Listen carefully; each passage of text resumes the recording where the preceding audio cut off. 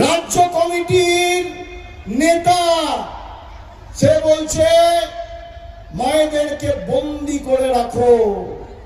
আমি বিজেপির বাবুদের বলবো, বাংলায় যেদিন ভোট হবে কে কাকে বন্দি করছে, যেদিন ব্যালট বক্স খুলবে সেদিন বুঝবে।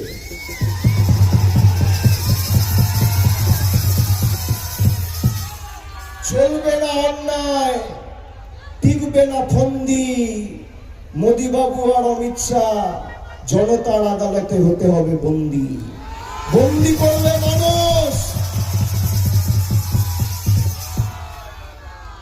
আমি আপনাদের কাছে কথা দিয়ে যাচ্ছি, খালি এই জেলায় দুহাত তুলে প্রার্থী যেই হোক, এক একটা ভোট তৃণমূলকে দেওয়া মানে বিজেপির বাবুদের জামানত জব্দ করা আর মমতা ব্যানার্জির হাত শক্তিশালী করা।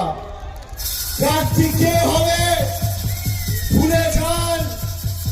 প্রত্যেকটা ভোট জোড়া ফুলে দেওয়া মানে সরাসরি মমতা বন্দ্যোপাধ্যায়কে সমর্থন করা। এবং আমি এক কথার ছেলে, আমি কথা দিয়ে কথা রাখি, আপনারা জানেন। নদিয়া জেলার বিশেষ করে রানাঘাটে আজকে যেভাবে আপনারা আমাকে ভালোবাসায় আবদ্ধ করেছেন, সম্পৃক্ত করেছেন, এই জেলার উন্নয়নের দায়ভার দায়িত্ব আমি আমার কাঁধে আজকে এই মাটি থেকে তুলে নিচ্ছি।